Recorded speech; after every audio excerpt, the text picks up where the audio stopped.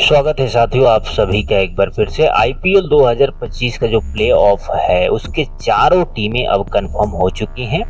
साथियों, कल मुंबई इंडियंस और दिल्ली कैपिटल के बीच मुकाबला खेला गया और इस मुकाबले को मुंबई इंडियंस ने 59 रनों से जीत करके सीधा प्ले ऑफ में क्वालिफाई कर दिया है। और अब दिल्ली कैपिटल के पास कोई भी मौका नहीं है साथियों। अगर वहीं इसके उल्टा हो जाता, अगर इस मुकाबले को कल दिल्ली कैपिटल ने जीता होता तो फिर क्या होता। उस समय मुंबई के पास एक चांस जरूर रहता, लेकिन यहाँ पर जैसे ही मुंबई ने जीता, दिल्ली को सीधे तौर पे बाहर होना पड़ गया है। क्योंकि अगर दिल्ली कैपिटल यहाँ से अपना आखिरी यानी 14वां मुकाबला अगर जीत भी जाता है तो भी इसके 15 अंक होंगे और मुंबई से कम ही रहेंगे, क्योंकि मुंबई ने अभी तक अपना 13 मुकाबला खेल करके 16 अंक जुटा चुका है। लेकिन साथियों, अगर दिल्ली जीतता भी तो 15 अंक तो सपोज आज हो ही जाता और मुंबई अभी तक 14 अंकों पर स्थिर रहता। तो मुंबई के पास एक और मौका रहता कि अपना 14वां मुकाबला खेल करके 16 अंकों तक पहुंच जाए। लेकिन दिल्ली के ऊपर थोड़ा सा डिपेंडेंसी रहती, क्योंकि दिल्ली अपना आखिरी मुकाबला जीत जाता तो उस कंडीशन में 17 अंक हो जाते। तो कहीं ना कहीं बहुत क्लियर है, दिल्ली से बेहतर स्थिति मुंबई इंडियंस की थी और अब तो 100% यहाँ पर क्वालिफाई कर चुका है। साथियों, इस वीडियो में हम देखने वाले हैं कि अभी प्ले ऑफ के अंदर की जो लड़ाई है, यानी नंबर 1 और नंबर 2 पे जो टीम रहेगी ना साथियों, उसको सबसे ज़्यादा फायदा होने वाला है। सीधे तौर पर आप ये मान करके चलिए कि जो नंबर 1 और नंबर 2 टीम है उनको ना एकदम डायरेक्ट अब फाइनल पहुंचने के लिए लगभग सबसे ज़्यादा चांसेस रहता है। क्योंकि दोनों टीमों के पास 2 मुकाबले रहते हैं और दोनों में से कोई भी एक मुकाबला जीतो और सीधा फाइनल में जाओ।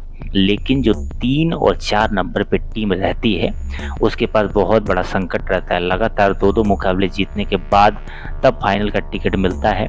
उसको भी हम समझेंगे साथियों कि आखिर किस तरीके का वो प्ले ऑफ के पहुंचने के बाद का स्थिति रहता है, कैसे कैसे मुकाबले होते हैं उसको समझेंगे साथियों। लेकिन अब दिल्ली को देखा जाए तो ये पूरी तरीके से बाहर है। उसके नीचे केकेआर है, यह भी अभी तक 13 मुकाबला खेला है, इनके पास भी कोई चांसेस नहीं है। पूर्ण रूप से 5 नंबर से लेकर के 10 नंबर की जितनी भी टीमें हैं ये बाहर हो चुकी हैं। हालांकि 1-1, 2-2 मुकाबले इनके अभी भी बचे हुए हैं और बस ये अब औपचारिकता पूरा करेंगी अपने बचे हुए मुकाबले को खेल करके।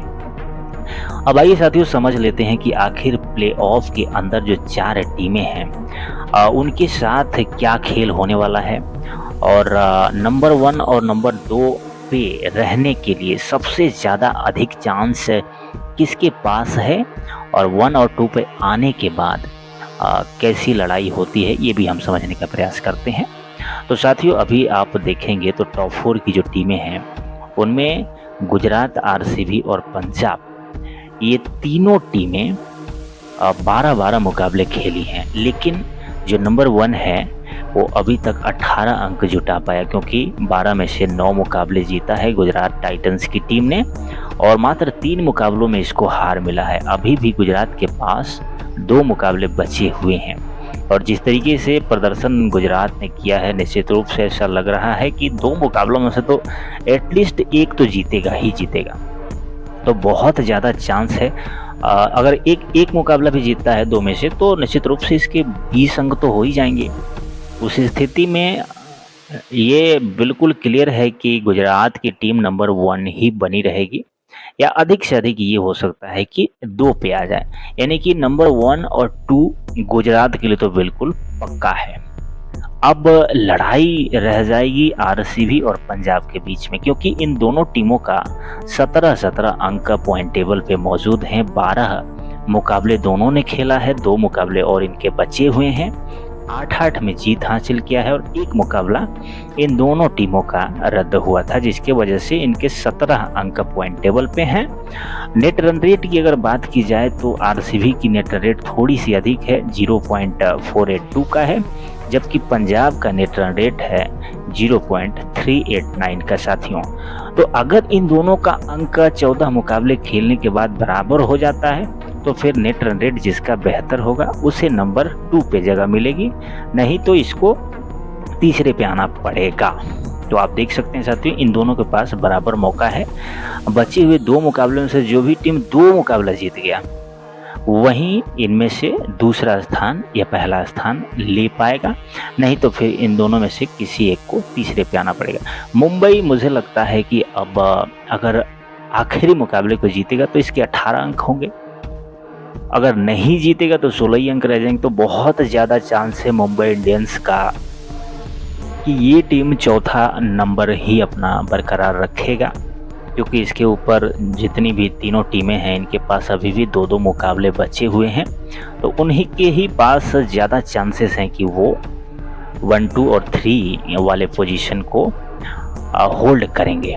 लेकिन साथियों, हम ज़रा समझते हैं प्ले ऑफ के जो जितने भी इनके 14-14 मुकाबले हैं पूरे होने के बाद 1 और 2 पे जो टीमें आ जाएंगी, सपोज इसी प्रकार से अगर रह जाती हैं, तो गुजरात और आरसीबी मानिए कि 1 और 2 की टीम रहेगी, तो उस कंडीशन में होगा ये कि प्लेऑफ का जो पहला मुकाबला होगा, अगर उसमें गुजरात या आरसीबी जीतेगा तो डायरेक्ट वो फाइनल में क्वालिफाई कर जाएगा। अगर आरसीबी या गुजरात में से कोई एक टीम हार जाती है तो ऐसा नहीं है कि वो बाहर हो जाएगा, उसके पास एक और मौका रहेगा, वो वेट करेगा। किस बात का वेट करेगा साथियों? क्योंकि वो उसके नीचे जो तीसरे और चौथे नंबर पे टीम है पंजाब और मुंबई, इनका जो आपस में पहला प्लेऑफ का मुकाबला होगा, उसको जो भी टीम हारेगा वो सीधे बाहर हो जाएगा, और जो जीतेगा, सपोज कि अगर पंजाब जीत गया तो उसका मुकाबला फिर पहले प्लेऑफ में जो टीम हारी थी उससे होगा, और फिर इनमें से जो टीम जीतेगी उसको मौका मिलेगा फाइनल में पहुंचने का। इसीलिए सबसे ज़्यादा ज़रूरी ये है कि जो टीमें 1 और 2 में जगह बना ली, वो सपोज यहाँ पर मान करके चलिए कि लगभग 90% उसी का कंफर्म हो जाता है कि वो फाइनल में जाएगी।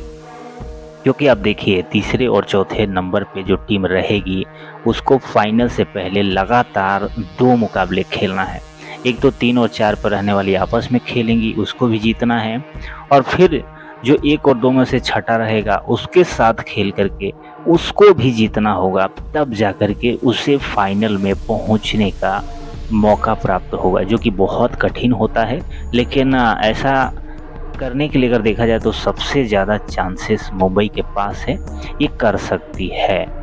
हालांकि ऊपर की जितनी भी टीमें हैं चारों, ये सभी टीमें बहुत अच्छा प्रदर्शन किया है, आप देख सकते हैं। लेकिन मुंबई ने जिस तरीके का खेल आखिर में दिखाया है, शुरुआत में तो लगातार 4 मुकाबले ये हारी थी, लेकिन उसके बाद लगातार 6-7 मुकाबले जीत करके अब बहुत बेहतर स्थिति में अपने आप को कर लिया, और फाइनली आप देख सकते हैं अभी प्लेऑफ में क्वालिफाई भी कर गया है, टॉप 4 की टीम बन गई है। अब देखना है कि कौन अपने सपने को साकार कर पाता है और फाइनल किसके बीच होता है।